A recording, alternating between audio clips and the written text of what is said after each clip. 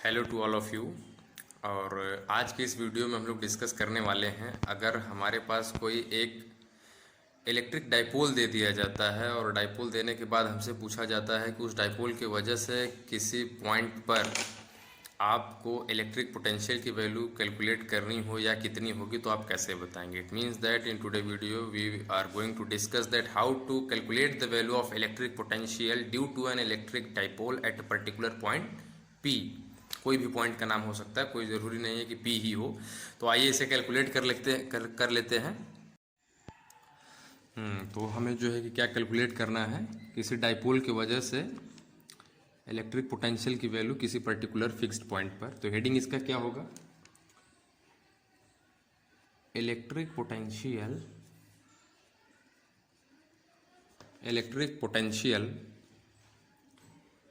Eight a point due to electric dipole.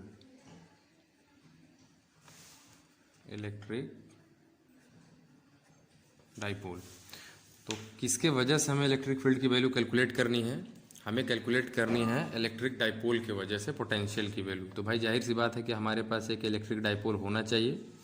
तो मान लेते हैं कि हमारा जो है कि इलेक्ट्रिक डाइपोल ये हो गया, और इस इलेक्ट्रिक डाइपोल का हम लोग क्या नाम दे देते हैं, बी ए नाम दे देते हैं। इसका सेंटर मान लेते हैं यहाँ पर होगा। चूँकि इलेक्ट्रिक डाइपोल है तो आप जानते हैं when two equal and opposite charges are placed at a small distance apart that consists electric dipole। तो हमने देखिए दो इक्वल और अपोजिट चार्ज, दो इक्वल मतलब क्यू क्यू और अपोजिट चार्ज मतलब प्लस माइनस चार्ज दे दिया, और इनके बीच में डिस्टेंस कितना बना दिया, 2a का। तो चूंकि ये सेंटर है तो यहाँ से ये डिस्टेंस कितना होगा भाई, स्मॉल ए होगा, और ये डिस्टेंस कितना होगा, स्मॉल ए होगा। अब मान लेते हैं कि हमें जिस पॉइंट पर पोटेंशियल की वैल्यू कैलकुलेट करनी है वो पॉइंट पी है, और इस पॉइंट पी का जो ये सेंटर आप वो देख रहे हैं, यहाँ से जो डिस्टेंस है वो कितना है, मान लेते हैं स्मॉल आर है। ठीक है, ये डिस्टेंस कितना है, स्मॉल आर है। अब हमें इस डाइपोल की वजह से पॉइंट पी पर इलेक्ट्रिक पोटेंशियल की वैल्यू कैलकुलेट करनी है।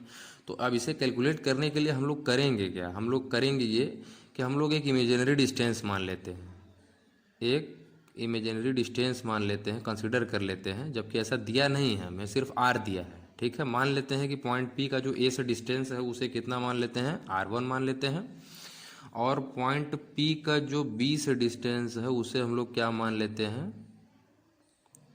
r2 मान लेते हैं। ऐसा हमने इमेजिन कर लिया है। ठीक है, तो हमने R1 और R2 को क्या किया, अभी अभी इमेजिन किया है। तो जो वैल्यू आप इमेजिन करते हैं तो उसको लास्ट में आपको करना क्या होता है, इक्वेशन से उन वैल्यू को दी गई वैल्यू से रिप्लेस करना पड़ेगा। यानी कि जो R1 और R2 की वैल्यू होगी वो आपको R और जो इधर A दिया हुआ है उससे रिप्लेस करना पड़ेगा। ठीक है, मान लेते हैं कि इस डाइपोल और पॉइंट पी से जो पोजिशन वेक्टर R वेक्टर है, जो पॉइंट पी से इधर आ रहा है सेंटर की तरफ, इसके और ये जो आपका ए बी डाइपोल दिख रहा है, इनके बीच में एंगल कितना सबटेंड हो रहा है, थीटा का। ठीक है, तो अब हम लोग क्या करेंगे, एक बार चार्ज जो ए पर रखा हुआ है माइनस क्यू, इसके वजह से पॉइंट पी पर पोटेंशियल की वैल्यू कैलकुलेट करेंगे, और एक बार चार्ज प्लस क्यू जो बी पर रखा हुआ है इसके वजह से पॉइंट पी पर जो पोटेंशियल की वैल्यू उसे कैलकुलेट करेंगे। कैलकुलेट करने के बाद by superposition principle P पर रिजल्टेंट निकाल देंगे ए और बी की वजह से, यानी कि जो minus Q plus Q charge है इनके वजह से जो पी पर पोटेंशियल का रिजल्टेंट वैल्यू होगा उसका रिजल्टेंट निकालेंगे। निकालने के बाद फिर उसमें R1 और R2 की वैल्यू रिप्लेस कर देंगे with the help of R और A। तो कैसे करेंगे इसे, आइए ध्यान से देखिए। मान लेते हैं कि V1 हमारा क्या, मैं ज़्यादा लिख नहीं रहा हूँ और मैं जो बोल रहा हूँ आप उसे लिख सकते हैं। आप ऐसे लिखेंगे, let us suppose that we have V1 potential due to charge minus Q at point P. ऐसे आप लिखेंगे, और लिखने के बाद तो ये जो V1 पोटेंशियल हम लोग मान लेते हैं माइनस क्यू चार्ज की वजह से पॉइंट पी पर जो पोटेंशियल की वैल्यू होती है वो क्या हमने मान लिया, V1 मान लिया है।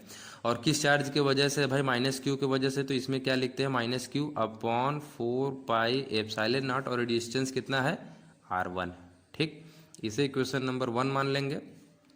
और इसी तरीके से मान लेते हैं कि let us consider that V2 will be the value of potential at point P due to the charge plus Q which is situated on the point B।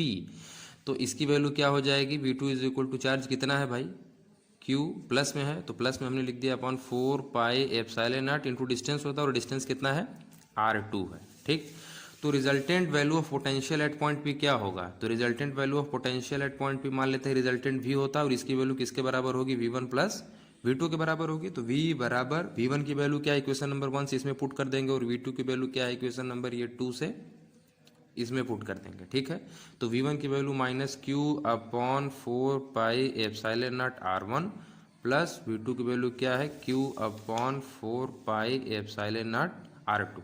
तो v इज इक्वल टू, देखिए हम लोग इस member को आगे कर देंगे, इस मेंबर को पीछे कर देंगे कि हमारा कैलकुलेशन थोड़ा सिस्टमेटिक हो जाए। और आप देख रहे हैं दोनों मेंबर में क्या है q upon 4 pi epsilon not, q upon 4 pi epsilon not common है तो बाहर कर लेंगे।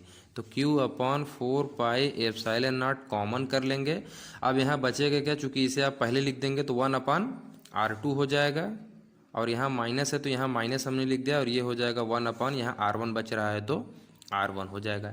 ये तो एक्सप्रेशन हो गया value of electric potential eight P इस डाइपोल की वजह से हो गया। लेकिन इस एक्सप्रेशन में आप देखिए ध्यान से क्या है, डिस्टेंस R2 और R1 दिया है, जबकि R2 और R1 आपने इमेजिन किया है। यही बात मैंने स्टार्टिंग में आपसे बोला कि R2 और R1 आपने क्या किया हुआ है, इमेजिन किया हुआ है। लेकिन आपको दिया क्या गया है, R दिया हुआ है, यानी पॉइंट P का डायरेक्ट सेंटर से डिस्टेंस दिया है, ना कि चार्जों से दिया हुआ है। तो इसका मतलब ये हुआ कि R2 और R1 तो आप इमेजिन किए हैं, तो अब R2 और R1 को रिप्लेस करना होगा किसी दूसरे इक्वेशन के हेल्प से। R और ये जो आपको A दिया हुआ है इसमें चेंज करना पड़ेगा। तो इसमें चेंज करने के लिए हम लोग क्या करेंगे, वेक्टर एडिशन का रूल अप्लाई कर देंगे। क्या कर देंगे, वेक्टर एडिशन का रूल अप्लाई कर देंगे। तो चूंकि ये भाई एक पोजीशन वेक्टर है, ये भी वेक्टर है, ये भी वेक्टर है, और इधर ए क्या है, इधर ए वेक्टर है और ये भी ए वेक्टर है, सब भाई इनका डायरेक्शन फिक्स्ड है, इधर पी की तरफ है और इधर ये ओ ए की तरफ है।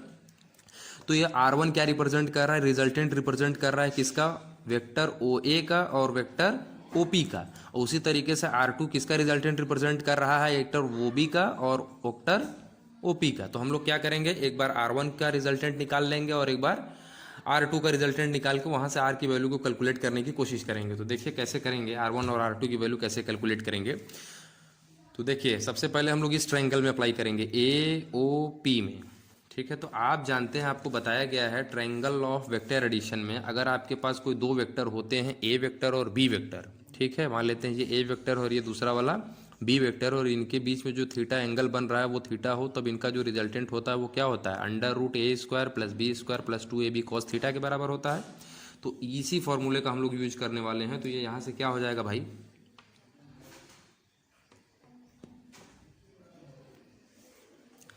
R1 is equal to √A² होता है, तो यहाँ पे A हमें दिया ही है तो इसका स्क्वायर हो जाएगा, प्लस B² होता है तो B की जगह क्या है, R है, तो R² प्लस 2A होता है, फिर B होता है, B की जगह R है, फिर cos थीटा होता है। दोनों तरफ स्क्वायर कर देंगे हम लोग तो क्या मिल जाएगा भाई, R1 का स्क्वायर बराबर A² plus R² plus 2AR cos theta. ठीक है, तो अब इसमें हम लोग क्या करने वाले हैं, देखिए ध्यान से, हमें किसकी वैल्यू चाहिए भाई, R1 की वैल्यू चाहिए। तो R1 की वैल्यू को कैलकुलेट करने के लिए चूंकि यहाँ पे R1 स्क्वायर दिया है तो थोड़ा सा हम लोग इसको सिस्टमेटिक वे में लेकर चलेंगे। तो अब यहाँ पे देखिए क्या होने वाला है, R1² इज इक्वल टू, इस टर्म में से R² कॉमन कर लेंगे। क्या करेंगे, R² कॉमन कर लेंगे। तो जैसे ही R² कॉमन करेंगे क्या हो जाएगा भाई, A² है, चूंकि इस टर्म में R² नहीं है तो यहाँ R² नीचे आ जाएगा, कॉमन कर रहे हैं, प्लस यहाँ से R² कॉमन किए तो 1 हो गया, प्लस यहाँ 2A नीचे R² जाएगा और ये R से R कट जाएगा तो R हो जाएगा, और यहाँ क्या हो जाएगा, cos थीटा हो जाएगा। ठीक, और चूंकि अगर कंडीशन हम लोग ऐसा एज्यूम कर लेते हैं, इफ़ जो A की वैल्यू हो बहुत ही छोटी हो R की तुलना में, यानी कि लेस देन R, ये कब पॉसिबल होगा, अगर ये पॉइंट P जो हो इस सेंटर से बहुत ज़्यादा दूरी पे हो, तो R जो होता है वो ग्रेटर देन 2A हो जाएगा। इसका मतलब जो A है वो R की तुलना में बहुत छोटा हो जाएगा। चूँकि A छोटा है, देखिए ध्यान से, अगर A छोटा है आप इसे R से डिवाइड करेंगे और R बहुत बड़ा है तो इसका मतलब A/R और छोटा आएगा है, और इसका स्क्वायर कर देंगे तो ये क्वांटिटी और छोटी हो जाएगी। इसका मतलब यहाँ से जो A²/R² है ये नेग्लिजिबल है, इसे हम लोग क्या कर सकते हैं, कैन बी नेग्लेक्टेड। तो इसे जब नेग्लेक्ट करेंगे तो ये जो above equation it will take the form of R1² is equal to क्या हो जाएगा, R², ये नेग्लेक्ट हो गया, 1 प्लस 2A/R cos थीटा। ठीक है, अब क्या करेंगे, दोनों तरफ फिर से स्क्वायर रूट ले लेंगे। तो जैसे स्क्वायर रूट लेंगे तो क्या हो जाएगा, देखिए on taking square root on both side of above equation we get, इधर R1 का स्क्वायर है, इसका स्क्वायर रूट लेंगे तो देखिए ऐसे हो जाएगा, और ये पूरा टर्म स्क्वायर रूट में जाएगा तो R1 का स्क्वायर गायब हो जाएगा। तो यहाँ R1 इज इक्वल टू, यह आर स्क्वायर है तो ये आर हो जाएगा, और यहाँ पे 1+2a/r cos थीटा है, ठीक है, और पावर में क्या हो जाएगा 1/2 हो जाएगा। और चूंकि आप देख रहे हैं इस इक्वेशन में हमें किसकी वैल्यू चाहिए, 1/r1 की चाहिए, और यहाँ पे क्या है R1 है, तो हम लोग क्या करेंगे, इसे 1/r1 में चेंज कर देंगे, इसको इधर भेज देंगे और इसको इधर भेज देंगे। तो जैसे ये प्रोसेस हम लोग करेंगे तो ये कैसे होगा, देखिए कैसे चेंज होगा।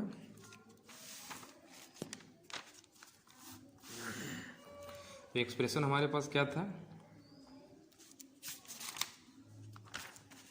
R1 is equal to R under bracket 1+2a/r cos theta के पावर में 1/2 है।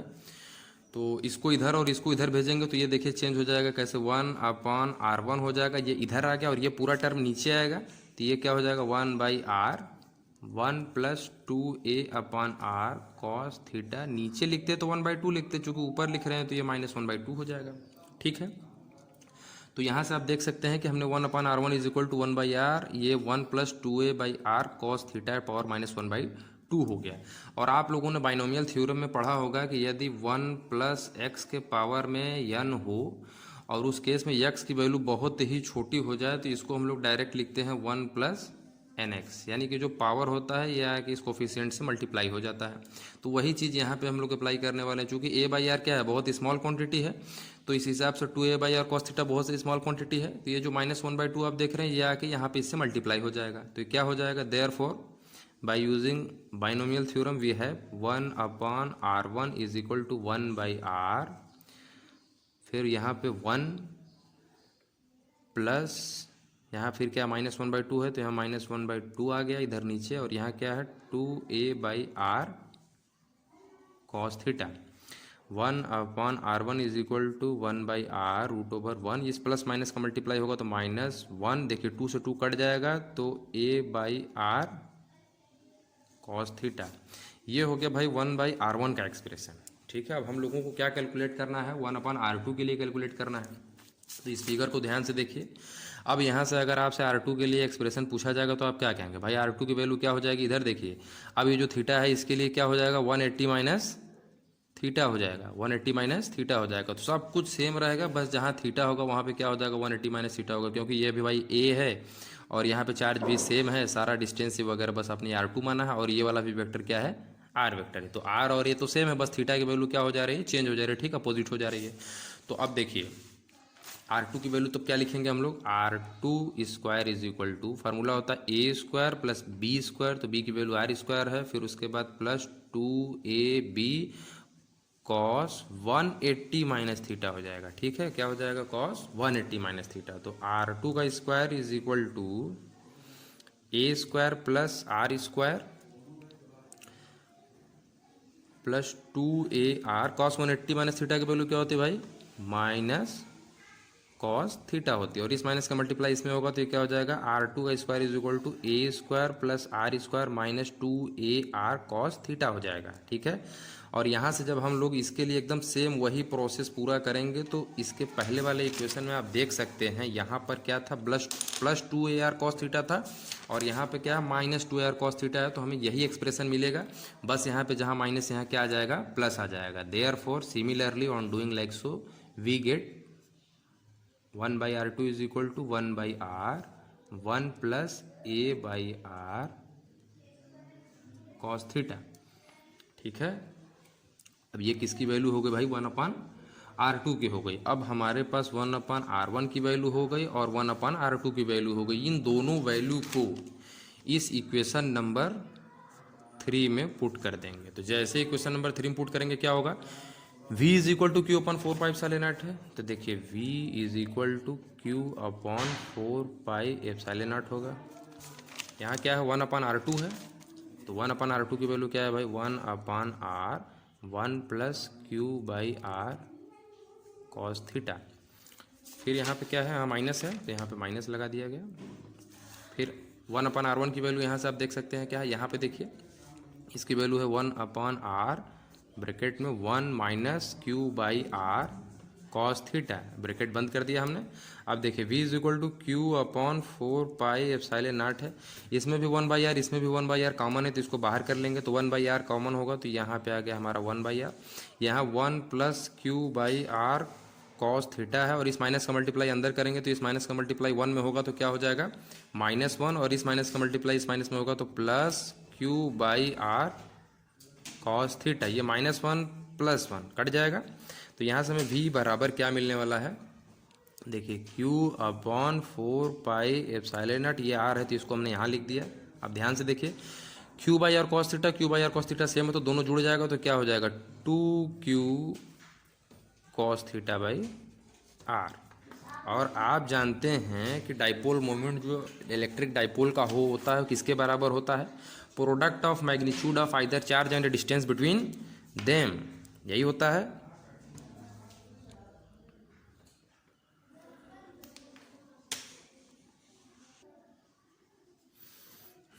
तो ये जो हमने इसको क्यू का उच्चारण कर दिया, ये क्यू ना हो के आप यहाँ से देख सकते हैं क्या है भाई, ए है, क्या है ए है, तो जहाँ जहाँ क्यू है इसे आप ए बना लीजिएगा, थोड़ा सा मिस्टेक हो गया है। तो यहाँ पे क्या है Q upon 4 pi epsilon naught r हो गया, और इधर क्या है into 2a cos theta upon r हो गया। और आप जानते हैं product of either charge and distance between them gives the value of electric dipole moment, ठीक है, यही आप जानते हैं। तो देखिए किसमें चेंज हो जाएगा, q इंटू 2a को इलेक्ट्रिक डाइपोल मोमेंट कहते हैं, और यहाँ कॉस थीटा है तो ये क्या हो जाएगा कॉस थीटा हो जाएगा 4 पाई एप्सिलॉन नॉट, और r का मल्टीप्लाई r में होगा तो ये क्या हो जाएगा r स्क्वायर हो जाएगा, ठीक है। तो ये हो गया आपका इलेक्ट्रिक पोटेंशियल का एक्सप्रेशन, ठीक है। अब अगर हमसे पूछा जाए कि आपके पास कोई एक इलेक्ट्रिक पोटेंशियल यानी कि इलेक्ट्रिक डाइपोल दे दिया जाता है, और उसके वजह से उसके एक्सियल लाइन पर आपको इलेक्ट्रिक पोटेंशियल की वैल्यू कैलकुलेट करनी हो तो आप क्या करेंगे, तो उसके लिए देखिए मैं आपको कुछ एक्सप्रेशंस बता दे रहा हूँ। देखिए अगर ये थीटा की वैल्यू 0 हो जाएगी तो इसका मतलब p क्या होगा, इस लाइन के अलॉन्ग आ जाएगा, और अगर 180 हो जाती है तो p क्या है, इधर आ जाएगा। तो ये जब थीटा की वैल्यू 0 होगी तो ये कौन सी लाइन है, एक्सियल लाइन ही तो है, कौन सी लाइन है, एक्सियल लाइन है। तो ये देखिए कैसे हो जाएगा, किस रूप में चेंज हो जाएगा ये, it means that on axial line, on special case है ये, on axial line. First case में कब ये ऑन एक्सियल लाइन हमें कब मिलेगा भाई, इफ़ थीटा की वैल्यू या तो 0 हो या तो थीटा की वैल्यू क्या हो 180 हो। तो ठीक है, यहाँ से v की वैल्यू हमें क्या मिली हुई है, v की वैल्यू हमें मिली हुई है p cos theta upon 4 pi epsilon naught r square. तो थीटा की वैल्यू भाई 0 पुट करिए या पाई की वैल्यू 0 पुट करिए तो आपको क्या मिलेगा, -p upon 4 pi epsilon naught r square मिलेगा। कब, अगर cos की वैल्यू आप पाई पुट करते हैं यानी कि 180 और cos 180 की वैल्यू -1 होती है, और -1 का मल्टीप्लाई p में होगा तो -p होगा। और अगर थीटा की वैल्यू 0 पुट करते हैं तो cos 0 की वैल्यू 1 होती है तो p upon 4 pi epsilon naught r square आएगा। तो इसका मतलब एक बार आपको प्लस मिलेगा और एक बार माइनस मिलेगा, तो इसे हम लोग क्या लिख सकते हैं, plus minus p upon 4 pi epsilon naught r square. तो ये वैल्यू हो रही है इलेक्ट्रिक पोटेंशियल की, कहाँ पर, on the axial line of electric dipole, ठीक है। और केस सेकेंड में क्या है, if theta is equal to 90 degree या π/2, तो देखिए जब π/2 होगा या 90 होगा तो इसका मतलब क्या होगा, ये एकदम स्ट्रेट हो जाएगा, क्या हो जाएगा, एकदम स्ट्रेट हो जाएगा। तो ये क्या हो जाएगा, ये डिस्टेंस और ये डिस्टेंस बराबर हो जाएगा, तो ये इक्वेटोरियल लाइन का केस हो जाएगा। कैसा केस हो जाएगा, इक्वेटोरियल लाइन का केस हो जाएगा। तो इक्वेटोरियल लाइन का मतलब क्या हो गया भाई, यहाँ से तो v की जो वैल्यू होगी क्या होगी, v is equal to formula होता है p cos थीटा अपॉन, आप देख सकते हैं यहाँ से 4 pi epsilon naught r square, ठीक है। अब यहाँ से थीटा की वैल्यू π/2 पुट करेंगे तो p cos π/2 upon 4 pi epsilon naught r square. तो यहाँ से v is equal to cos 90 की वैल्यू 0 होती है तो पूरा टर्म ही 0 हो गया, यानी कि इलेक्ट्रिक पोटेंशियल की value due to electric dipole on its equatorial line will be 0। तो मेन जो एक्सप्रेशन होता है इलेक्ट्रिक पोटेंशियल के लिए वो ये होता है, ठीक है। और ये जो थोड़ा सा एरर मैंने थोड़ा लंबा खींच दिया था इसीलिए इसका प्रोनाउंसिएशन क्यू हो गया था, तो आप इसे समझ सकते हैं, कोई दिक्कत नहीं है। यह ए है, ठीक है, आप यहाँ से समझ सकते हैं a/r है, a/r है, ठीक। ये आपका एक्सप्रेशन होता है, आप एग्जाम में से ऐसे लिखेंगे।